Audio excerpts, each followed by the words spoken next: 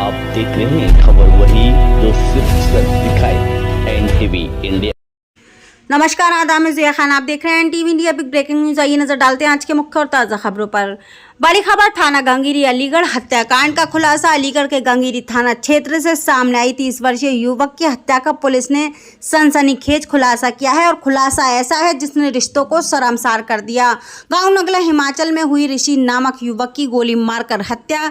जानकारी के अनुसार किसी और ने नहीं बल्कि उसकी अपनी पत्नी ने ही करवाया था, वो भी मृतक के चचेरे भाई के साथ मिलकर, रिश्ते में लगने वाले प्रेमी के साथ मिलकर। पुलिस ने महज 24 घंटे में इस जघन्य वारदात का खुलासा करते हुए दोनों आरोपी पत्नी ललिता यादव और उसके प्रेमी नरेश को नौगवा चौराहे से गिरफ्तार कर लिया। पुलिस को मौके से ही हत्या में प्रयुक्त अवैध तमंचा, कारतूस और खोखा भी बरामद हुए हैं।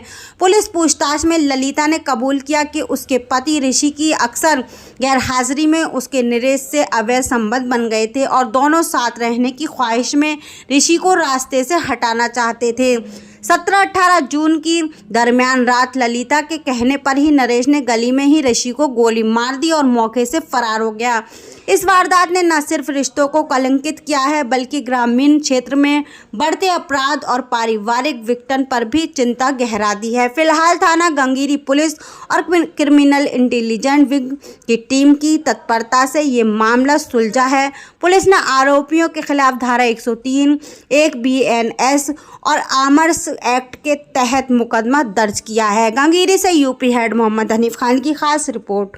देखिए, थाना गंगीरी क्षेत्र से 18 जून सुबह ये सूचना प्राप्त हुई थी कि एक ऋषि नाम के व्यक्ति का शव वहां पे मिला है। तो इस सूचना के आधार पर थाना पुलिस, फील्ड यूनिट और क्रिमिनल इंटेलिजेंस विंग देहात द्वारा और सभी वरिष्ठ अधिकारियों द्वारा मौके पर पहुंच के मौका मुआयना किया गया, आवश्यक साक्ष्यों का संकलन किया गया, तहरीर प्राप्त कर सुसंगत धाराओं में 175/25 थाना गंगीरी पर एक मुकदमा पंजीकृत किया।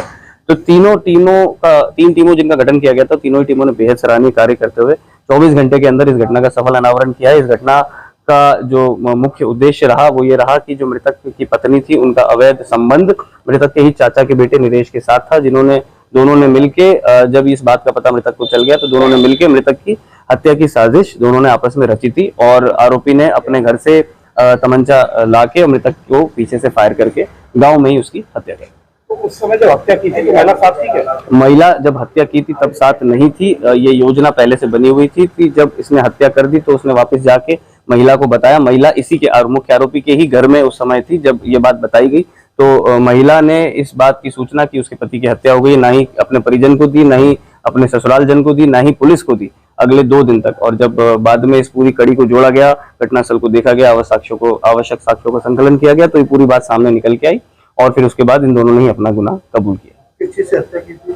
इन्होंने 315 बोर के तमंचे से एक राउंड फायर किया था कान के पीछे से, जिससे मृतक की मौके पर ही मृत्यु हो गई थी और उसके इलाज के लिए भी ना महिला द्वारा ना ही उसके भाई द्वारा किसी तरह के कोई प्रयास किए गए, ना पुलिस को बताया गया, जिससे उनका जो मोटिव है, जो प्रिपरेशन है और जो सब्सिक्वेंट कंडक्ट है वो सब कुछ क्लियर होता है। सर, एक चीज जो निकल के आ रही है, जो हथियार से जो गोली चलाई गई थी उसकी आवाज नहीं आई थी आसपास लोगों को? नहीं, ऐसा कुछ नहीं, क्योंकि ये देर रात का 1-1:30 बजे का देर रात का मामला है और इन्होंने आपस में उससे पहले शराब भी पी थी। तो कुछ घंटे तक जो मुख्य आरोपी था तो मृतक के साथ उससे पहले से था, तो उसने समय और जो स्थल है वो देख के, इस तरह से देख के ही यह घटना कारित की जिससे कि कोई और इस चीज को देख ना सके।